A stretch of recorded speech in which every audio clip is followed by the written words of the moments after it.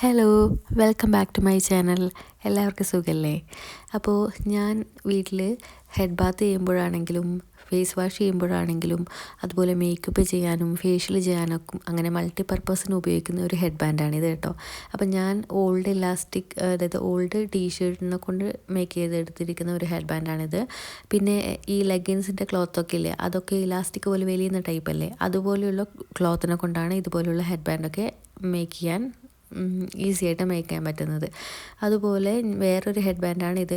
സാധാരണ നമ്മൾ മുടിയൊക്കെ മെടഞ്ഞു നിന്നില്ലേ, അതുപോലെ ചെയ്തെടുത്ത ഒരു ഹെഡ് ബാൻഡ്. അപ്പം നമുക്ക് ഇങ്ങനെയുള്ള ആവശ്യങ്ങൾക്കൊക്കെ പുറത്ത് പോയിട്ട് പൈസ കൊടുത്തിട്ട് നമുക്കൊരു ഹെഡ് ബാൻഡ് വാങ്ങേണ്ട ആവശ്യമൊന്നുമില്ല, വീട്ടിൽ തന്നെ മേക്ക് ചെയ്തെടുക്കാൻ പറ്റും. അപ്പം നമുക്ക് നോക്കാം. ഞാനിപ്പോൾ ഒരു ക്ലോത്തിനെ ഒരു 8 പീസുകളാക്കി ഇതുപോലെ ലെങ്ത്തിൽ കട്ട് ചെയ്തിട്ടുണ്ട്. പിന്നെ ഒരു ചെറിയൊരു ക്ലോത്തും കൂടി വേണം ബാക്കിൽ വരാൻ വേണ്ടിയിട്ട്. അവിടെ അതിന് അപ്പോൾ ഇതൊരു 2.5 വയസ്സിലൊക്കെയുള്ള ഒരു കുട്ടീൻ്റെ മെഷർമെൻറ്റാണ് ഞാൻ പറയുന്നത്. അപ്പോൾ ഒരു 16 സെൻറ്റിമീറ്റർ ലെങ്ത്തിലും 2.5 സെൻറ്റിമീറ്റർ വീഴ്ത്തിലും ആ നീളത്തിലുള്ള ക്ലോത്ത് കട്ട് ചെയ്താൽ മതി കേട്ടോ. പിന്നെ ബാക്ക് സൈഡിൽ വരുന്ന ഭാഗം വരുമ്പോൾ അവിടെ ഒരു 10 സെൻറ്റിമീറ്റർ ലെങ്ത്തിലും ഒരു 5 സെൻറ്റിമീറ്റർ വീഴ്ത്തിലുള്ള ഒരു ക്ലോത്ത് മതി. വലിയ ആൾക്കാർക്ക് നമ്മൾ മെഷർ ചെയ്യുമ്പോൾ ഒരു ചെവി മുതൽ അടുത്ത ചെവി വരെ റൗണ്ടിൽ മെഷർ ചെയ്തെടുത്താൽ മതി. അപ്പോൾ അതിനേക്കാളും ഒരു 5 സെൻറ്റിമീറ്റർ കൂടുതൽ വേണം എടുക്കാൻ. നമുക്ക് കട്ട് ചെയ്ത് കളയേണ്ട ആവശ്യം വരുന്നുണ്ട്. അപ്പോൾ ഇനിയും ചെറുതായിട്ട് വരും. അപ്പോൾ ഒരു 5 സെൻറ്റിമീറ്റർ എക്സ്ട്രാ എടുക്കണം. പിന്നെ ബാക്കിലോട്ട് നമ്മൾ വരുന്ന ക്ലോത്ത് വലിയ ആൾക്കാർക്ക് 20 സെൻറ്റിമീറ്റർ ലെങ്ത്തിലും 14 സെൻറ്റിമീറ്റർ വീഴ്ത്തിലും എടുത്താൽ മതി കേട്ടോ. നമുക്ക് ടോട്ടൽ 8 പീസ് വേണം, സെയിം ലെങ്ത്തിലും വീഴ്ത്തിലും വരുന്ന പീസുകൾ. അപ്പോൾ ഇനി ഞാൻ ചെയ്യുന്നത് നിങ്ങൾ ശ്രദ്ധിച്ച് നോക്കണം. പറയുന്നത് കേട്ടില്ലെങ്കിലും കുഴപ്പമില്ല, ചെയ്യുന്നത് നോക്കിയാൽ മതി കേട്ടോ. അപ്പോൾ നിങ്ങൾക്ക് നന്നായിട്ട് മനസ്സിലാവും. ഇനി നമ്മൾ 4 പീസ് എടുത്ത് ഇതുപോലെ C ഷേപ്പിൽ വെക്കണം കേട്ടോ. അതിനുശേഷം ആ മുകൾ ഭാഗം താഴോട്ട് ഇതുപോലെ ഒന്ന് ക്രോസ് ആയിട്ട് വെക്കണം. ഓക്കെ, താഴോട്ടേക്കൊന്ന് ഇറക്കി വെക്കണം. ഇത്ര വരെ നിങ്ങൾക്ക് കറക്റ്റായിട്ട് മനസ്സിലായില്ലേ? ഇനി എന്താ വേണ്ടേ? ഇനി 4 പീസ് എടുത്തിട്ട് ഇതിൻ്റെ മുകളിലോട്ട് വെക്കണം. ഓക്കെ, അതിനുശേഷം മുകളിൽ വരുന്ന ആദ്യം വെച്ച ആ ഭാഗത്തിൻ്റെ മുകളിൽ വരുന്ന ടൈലിൻ്റെ അടിഭാഗത്തൂടെ ആയിട്ട് നമ്മളിപ്പോൾ വെച്ചിരിക്കുന്ന ആ ഒരു 4 പീസ് ഇങ്ങനെ വെക്കണം കേട്ടോ. ഞാൻ പറയുന്നത് നിങ്ങൾ ശ്രദ്ധിച്ചില്ലെങ്കിലും കുഴപ്പമില്ല, നോക്കിയിട്ട് മനസ്സിലാക്കിയാൽ മതി. 2-3 ടൈം നോക്കുമ്പോൾ നിങ്ങൾക്ക് കൺഫ്യൂഷനൊന്നും വരില്ല കേട്ടോ, ചെയ്തെടുക്കാൻ പറ്റും. ഇനി ഞാൻ ഈ കയ്യിലെടുത്ത് വെച്ചിരിക്കുന്ന 4 പീസുകളുണ്ടല്ലോ, ആ 4 പീസ് ഞാനിപ്പോൾ തൊട്ട് കാണിക്കും. അതിൻ്റെ ഉള്ളിലൂടെ ഒന്ന് എടുക്കണം കേട്ടോ. അത് അടിഭാഗത്തൂടെ ആയിട്ട് പുറത്തോട്ട് എടുക്കണം. അതിനുശേഷം ആ 4 പീസ് നിങ്ങൾ കയ്യിൽ നിന്ന് വിടാൻ പാടില്ല. അത് തന്നെ ഒന്ന് നമുക്ക് ആദ്യം വെച്ചിരിക്കുന്ന ആ ഒരു 4 പീസ് ഉണ്ടല്ലോ, ആ ഒരു പീസിൻ്റെ അടിഭാഗത്തൂടെ ആയിട്ടൊന്ന് എടുക്കണം.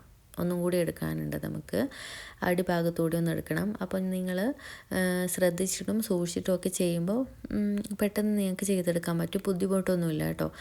ഈ നോട്ട് ആയതിനു ശേഷം നമുക്ക് പിന്നെ 4 സൈഡിൽ നിന്നും വലിച്ചിട്ടൊന്ന് കറക്റ്റാക്കി വെച്ചാൽ മതി.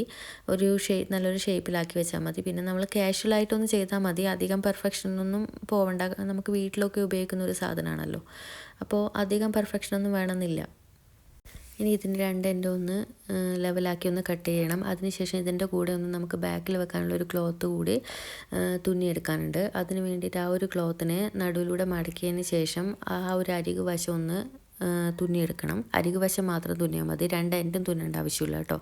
പിന്നെ ചെറിയൊരു ഓപ്പണിങ് അവിടെ വിടണം. ഇനി ഞാനിതുപോലെ ഒന്ന് സ്റ്റിച്ച് ചെയ്തെടുത്തിട്ടുണ്ട്. ആ അരികുവശം മാത്രമേ സ്റ്റിച്ച് ചെയ്തിട്ടുള്ളൂ, നടുവിൽ ചെറിയൊരു ഭാഗം വിട്ടിട്ടുണ്ട്. അതിലൂടെ വേണം നമുക്ക് ഈ ഒരു നോട്ടിനെ പുറത്തോട്ട് വലിച്ചെടുക്കാൻ. ഇനി ഈ ഒരു നോട്ടിനെ ഇതിൻ്റെ ഉള്ളിലൂടെ കയറ്റി വിട്ടതിന് ശേഷം ആ 2 എൻഡും നമുക്കൊന്ന് ജോയിൻ ചെയ്തെടുക്കണം. അപ്പോൾ ഞാൻ ഇത് കാണിക്കുമ്പോൾ നിങ്ങൾക്ക് മനസ്സിലാവും എങ്ങനെയാണെന്നുള്ള കാര്യങ്ങൾ. ഈ ഒരു ഭാഗങ്ങളുണ്ടല്ലോ, 2 എൻഡും ഉള്ളിലൂടെ നോട്ടിൻ്റെ എൻഡും ഈ ഒരു ക്ലോത്തിൻ്റെ എൻഡും ജോയിൻ ചെയ്തെടുത്തിട്ട് ബാക്കി ജസ്റ്റ് കുറച്ച് ഭാഗം എക്സ്ട്രാ വരുന്നുണ്ട്, അതൊക്കെ ഒന്ന് കട്ട് ചെയ്തിട്ട് നീറ്റാക്കി ഇതുപോലെ വെക്കണം കേട്ടോ. അതിനുശേഷം 2 സൈഡും അതുപോലെ ചെയ്തെടുക്കണം. എന്നിട്ട് നമുക്ക് ഈ ഒരു ഓപ്പണിങ്ങിലൂടെ പുറത്തോട്ട് വലിച്ചെടുത്ത് കഴിഞ്ഞാൽ നമ്മുടെ ഹെഡ് ബാൻഡ് റെഡിയായി. അത്ര മാത്രമേ ഉള്ളൂ.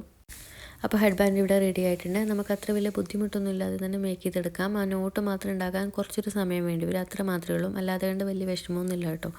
ബിഗ്നസിലാണെങ്കിലും പെട്ടെന്ന് മേക്ക് ചെയ്തെടുക്കാൻ പറ്റുന്ന ഒരു ഹെഡ് ബാൻഡാണ്. അപ്പോൾ എല്ലാവരും ഇഷ്ടപ്പെടുവാണെങ്കിൽ സപ്പോർട്ട് ചെയ്യണം, ലൈക്ക് ചെയ്യണം, ഷെയർ ചെയ്യണം, കമൻറ്റ് ചെയ്യണം, ഒന്ന് സബ്സ്ക്രൈബ് ചെയ്യണം. അപ്പോൾ എല്ലാവരും ഒന്ന് ചെയ്ത് നോക്കണം. എന്താ പറയുക, മൾട്ടിപർപ്പസ് ആയിട്ട് യൂസ് ചെയ്യാൻ പറ്റിയിട്ടുള്ള ഒരു ഹെഡ് ബാൻഡാണ്. നമുക്ക് ഗേൾസിനൊക്കെ ഫേഷ്യൽ ചെയ്യുമ്പോഴാണെങ്കിലും മേക്കപ്പ് ചെയ്യുമ്പോഴാണെങ്കിലും യോഗ ചെയ്യുമ്പോഴാണെങ്കിലും ഒക്കെ യൂസ് ചെയ്യാം. അപ്പം നമുക്ക് നെക്സ്റ്റ് വീഡിയോയിൽ കാണാം. Bye bye, thank you.